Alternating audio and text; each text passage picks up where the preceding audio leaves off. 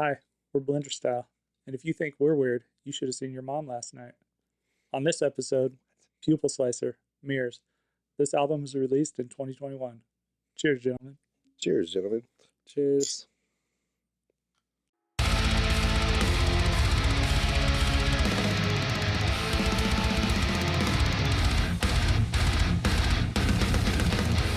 I wanted to be passive aggressive. And make us listen to this. Yeah, no, so Have you heard this before, this band? I've heard like a couple singles that they had videos for on YouTube. Maybe For this album? Yes. This is their first album. This is their first album. Well, actually, I don't know if it was off this album or not because it was about a year ago, maybe a little over a year ago. I think I shared them with you guys. Yeah, you sure? I remember. I do remember distinctly. Yeah, and it was just so crude. It drew me in. I'm a big fan of the constant change ups and the Mathcore or whatever. yeah, and so it kind of I wouldn't call this Mathcore, really. I would call it more mathcore than what they think they are. So they consider themselves to be a mathcore death metal influence.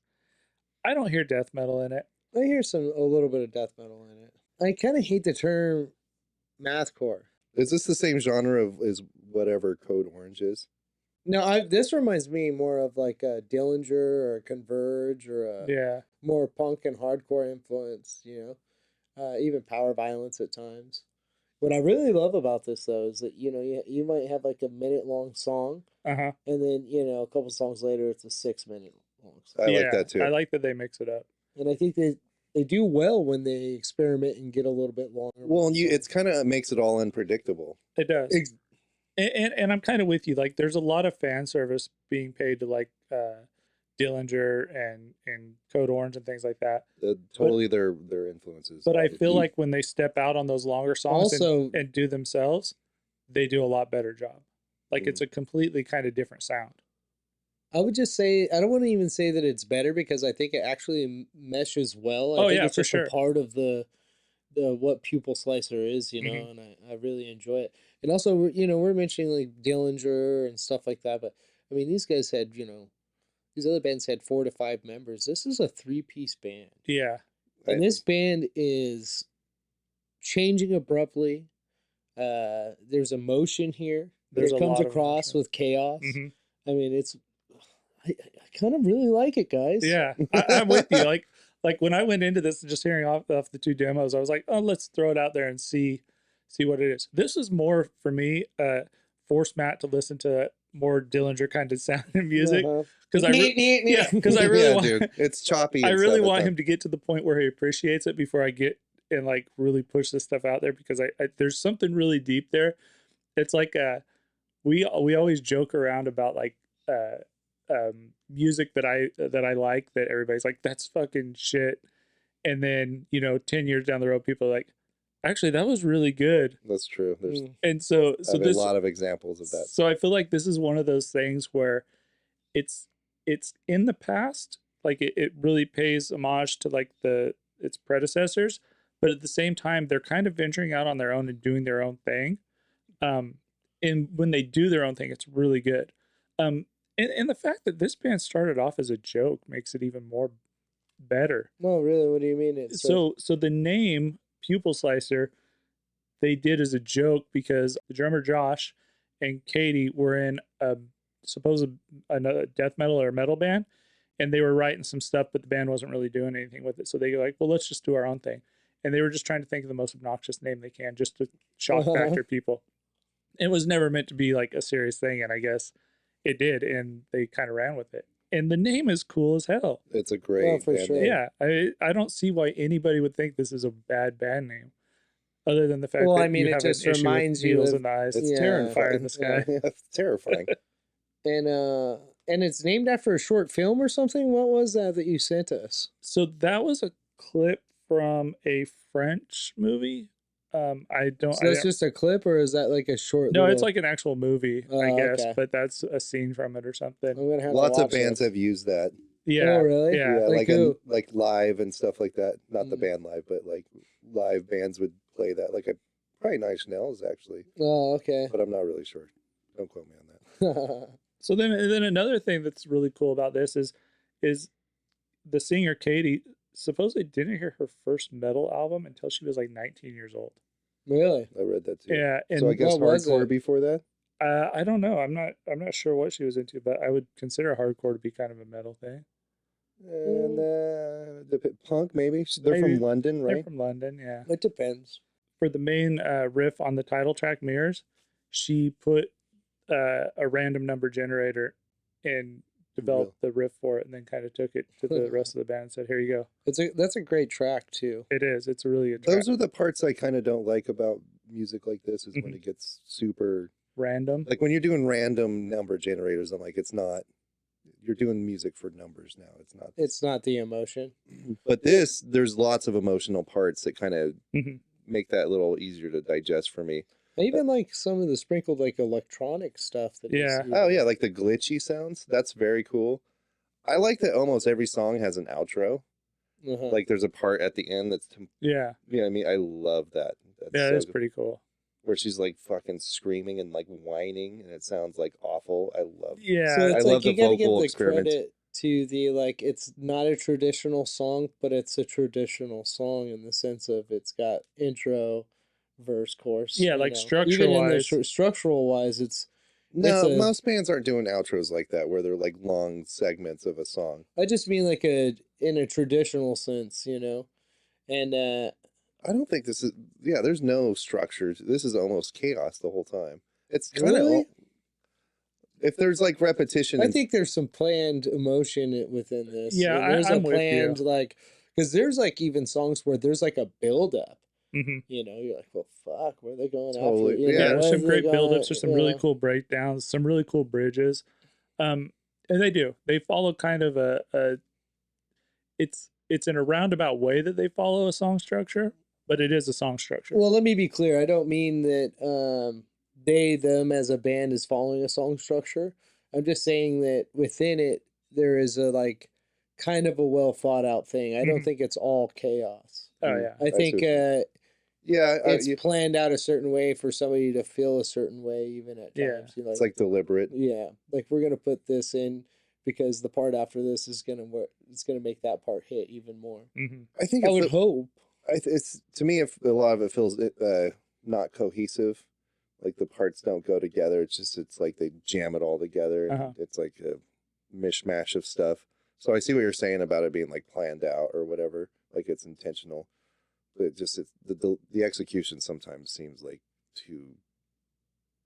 Like the parts it all doesn't go together. It's weird to me. But the parts that are like slower and they have the breakdowns and the outros, I think that's cool. And the riffy guitar, there's like some really killer guitar playing on this. Yeah. That song Husk sounds like Slayer. Yeah, there's some really good, like the way she writes the guitar or plays the guitar, it's crazy. Especially to consider, like Nate was saying earlier, this is a 3-piece band. And the guitar playing on this is like something you would be riffing off of another person with. Like a lot of this back and forth that's on this, and it's just a single. I think they have a second guitar player now. Oh, really? Yeah, I think that's kind of disappointing because I think trios are dope. On their Bandcamp, I think it's cool, but I think it'll also add to the dynamic of the band, and if that works, yeah, and I think so because one of my best music. It's like Slipknot, throw members at it until it gets good. That's a joke. I think it's but I think it's good now. And the drumming on this is killer. It is pretty good, yeah. Like I think the musicianship is. Really these. I mean, they know exactly what they're doing. I like the back and forth vocals as well. Yeah, the bass player really throws in some really cool deep vocals, and they play off each other really well. Yeah, it's like rapid vocals. Yeah, it's really cool. I like the delivery quite a bit. Like the shouty, like bam, bam, bam.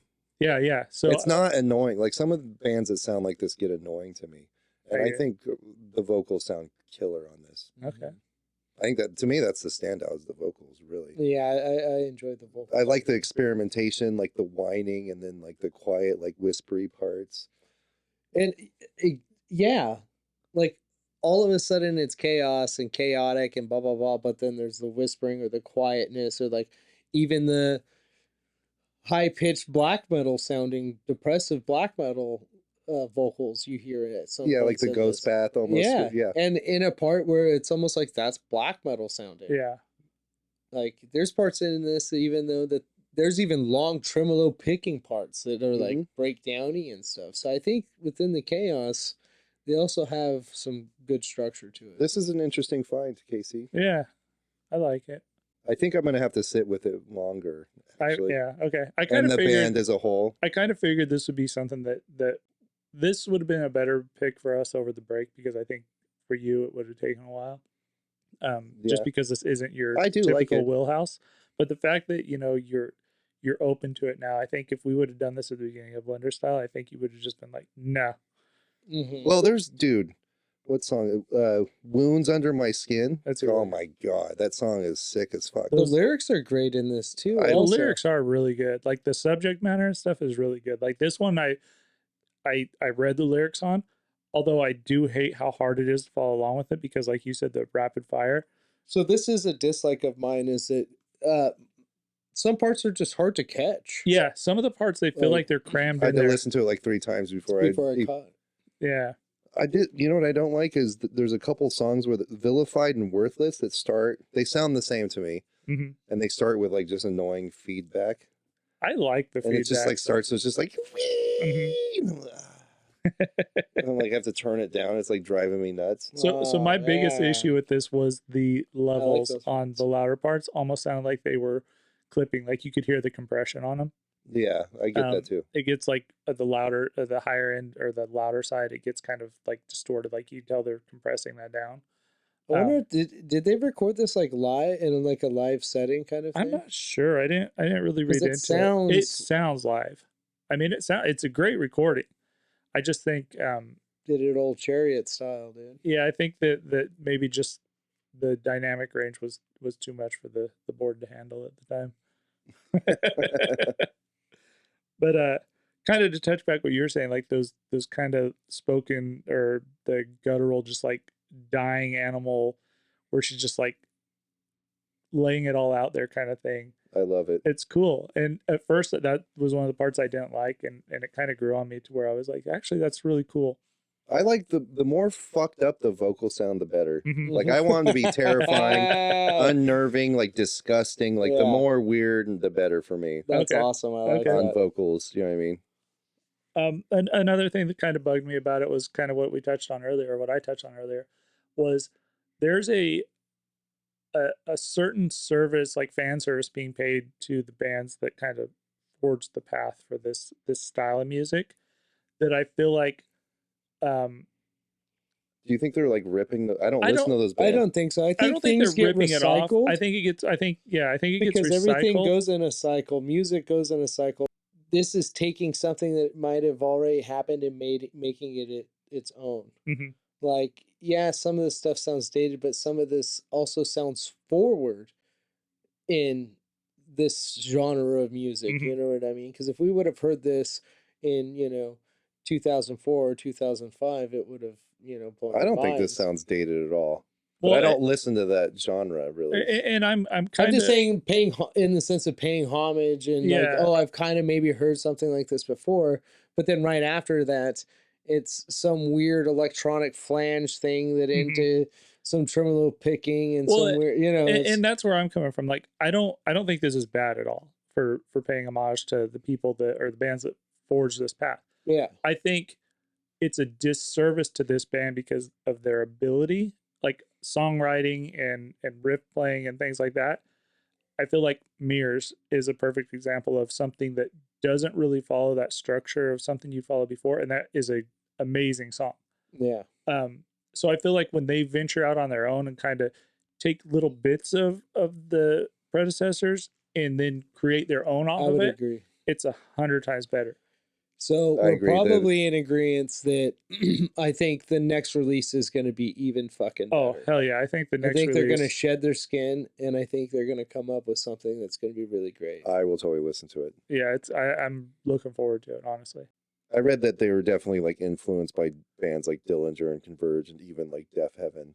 I do like Deaf Heaven a little bit, but like those other bands, Converge and stuff, it's not really my cup of tea. It's not the genre I get into. So I give this a 3.2 out of 5. Nice. It's good. There's like at least two, maybe three excellent songs on this. Mm-hmm. I'm excited to hear the next thing they do for sure. But it's good. I'll give it 3.2. What about you, Nathan? I give it a 4.1, man. I love the intensity that it brings. I love the experimentation that it actually brings. I love that it's a 3-piece. It's punk rock. Fucking go listen to this album, man. 4.1. I think great pick, Casey. Thanks. Yeah, so I gave it pretty close. I gave it a 3.9.